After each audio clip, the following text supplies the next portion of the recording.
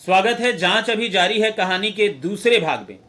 ये दूसरा वीडियो है जो ये पहले वीडियो के बाद का है और आप इसके सुनिए। मैंने पिछले वीडियो में आपको बताया था कि किस प्रकार मिस्टर खन्ना ने जो प्रस्ताव अपर्णा जोशी को दिया, अपर्णा जोशी ने उस प्रस्ताव को किस तरह से इग्नोर किया, किस तरह से उन्होंने बहाना बनाकर मिस्टर खन्ना को सल्टाया।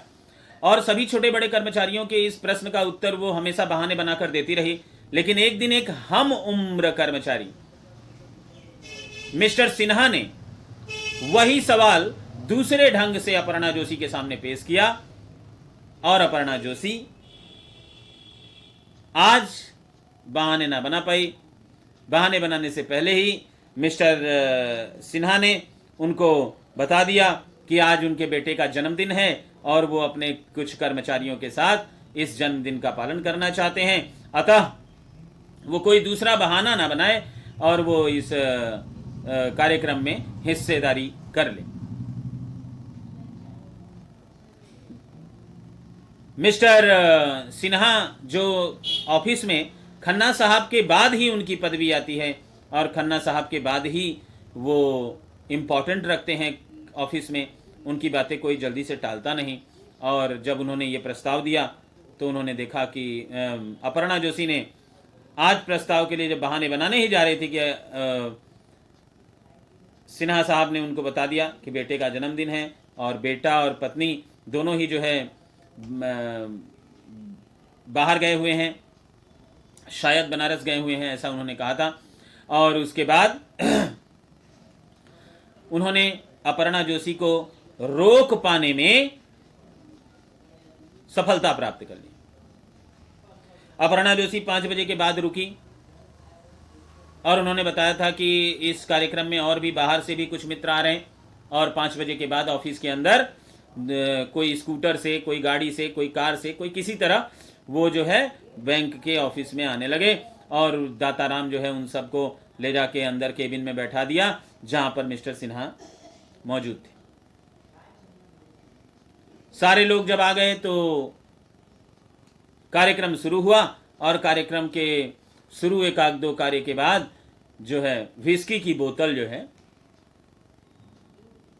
निकाली गई।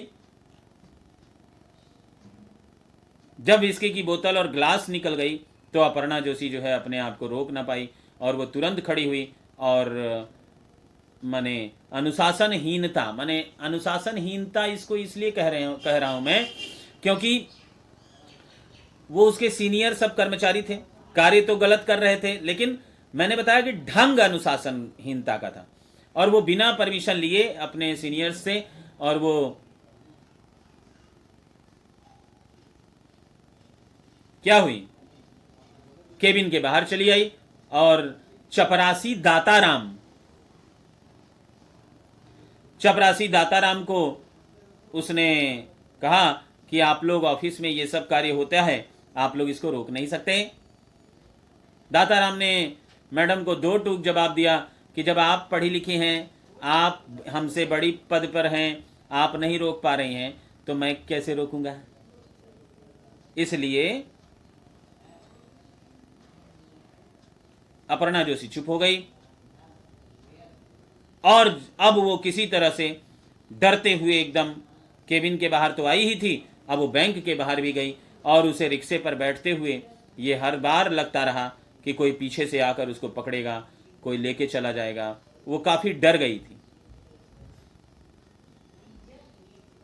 और अब जब घर पहुंचने के रास्ते में वह सोचती गई कि कितना गंदा ये माहौल है, कैसे लोग हैं जो ऑफिस में इस तरह का कार्य करते हैं। ऑफिस के बाद क्या प्रतिदिन जो लाइट जलती रहती है, जो प्रतिदिन दिखता है कि कोई ना कोई मौजूद है, तो क्या यही सब होता है। और उसके विचार अब बैंक और बैंक कर्मचारियों के कार्य पद्धति पर बदलने लगे क्योंकि उसने प्रत्यक्ष दर्शन किया था कि प्रत्यक्ष रूप से उसको सब कुछ दिख गया था, किस प्रकार एक सीनियर कर्मचारी अपने पद और प्रतिष्ठा का और अपने पावर का वह गलत प्रयोग कर रहा है। और ये बात अपर्णा जोशी को समझ में आ गई। घर पहुंची, उसने इस बात को अपने माता पिता को बताना उचित नहीं समझा, क्योंकि वो समझती थी कि अगर वो ऐसा बताएगी तो माता पिता चिंतित हो जाएंगे। इसलिए वह किसी तरह अपने में ही सहकर वो इस बात को टाल गई। और इस घटना के बाद अपर्णा जोशी अपने माता पिता की इच्छा पूर्ण करने के लिए वह जगन्नाथपुरी की यात्रा पर जाने के लिए छुट्टी लेती है और उसके लिए कुछ एडवांस पैसे लेती है और जगन्नाथपुरी की यात्रा के लिए जाना चाहती है। ये उसके माता पिता की मर्जी है, जबकि वो खुद कुल्लू मनाली जाना चाहती थी। लेकिन उसने माता पिता की इच्छाओं को ध्यान में रखा और वह जगन्नाथपुरी की यात्रा की पूरी तैयारी कर ली। यात्रा करने के दिन, यानी यात्रा करने वाले दिन सुबह उसके पिता की तबीयत इतनी ज़्यादा खराब हो गई कि वह यात्रा पे न जा सकी और उसने पिता की हालत को सुधार करने में जितनी दिन की छुट्टियां थी वो इसी तरह निकल गई। लेकिन उसने ऑफिस को ये सूचना दे दी कि मैं यात्रा पे नहीं जा रही हूं। और इसी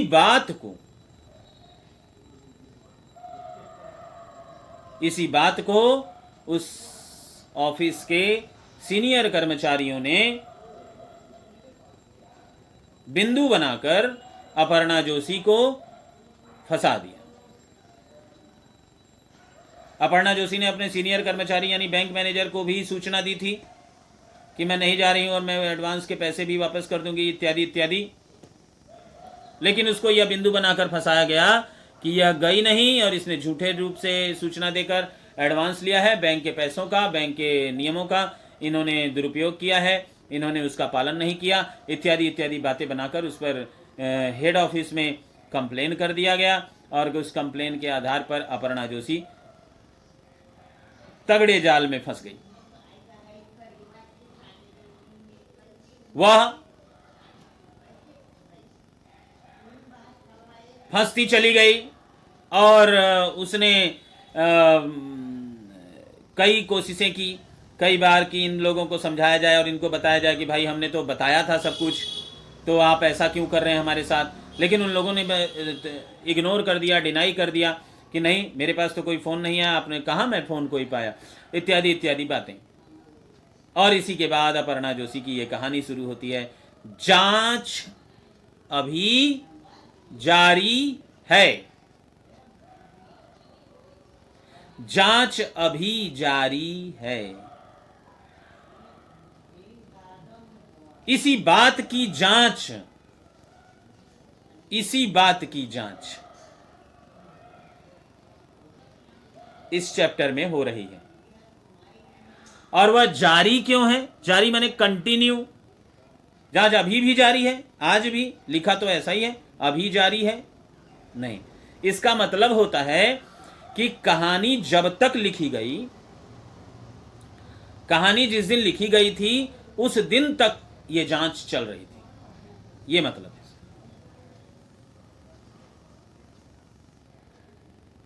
और फिर अपने इस कंप्लेन को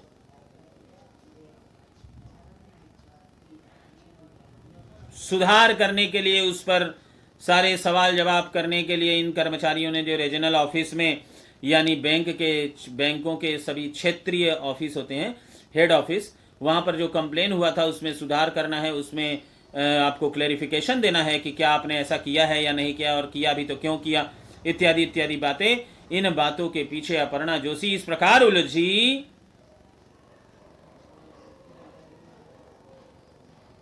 कि उसका जीवन, उसकी सोच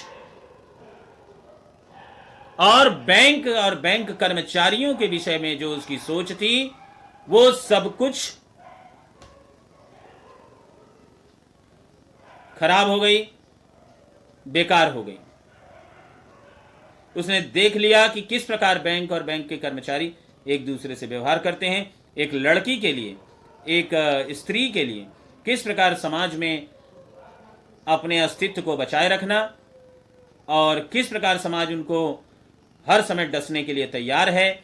इस बात से बचाए रखने के लिए कितना कठिन, कितना परिश्रम और कितने आरोप प्रत्यारोप उसको झेलने पड़ते हैं, यही इस कहानी का मूल संदेश है जो आपको कहानीकारा ममता कालिया जी देना चाहती है। मेरे प्यारे छात्रों, फिर 10 मिनट हो गया और मैं आपको मिलता हूं नेक्स्ट वीडियो में। आप भूले नहीं, आप सुनते रहें। ये वीडियो का दूसरा भाग था। वीडियो का तीसरा भाग नेक्स्ट वीडियो में मैं प्रोवाइड करूंगा। छोड़ के मत जाइए। दुबे सर की सभी बातें सुनेंगे तभी आपका कंसेप्ट क्लियर होगा, इसलिए वीडियो को अवश्य देखें। लिंक डिस्क्रिप्शन बॉक्स में मैं दे देता हूं और आप वहां से भी क्लिक करके देख सकते हैं। अदरवाइज आप मेरा थंबनेल देखें। थंबनेल पर पार्ट 1, पार्ट 2, पार्ट 3 लिखा रहता है। आप उसको भी फॉलो करके अपने कंटिन्यू वीडियो को देख सकते हैं। धन्यवाद, मिलते हैं अगले वीडियो में।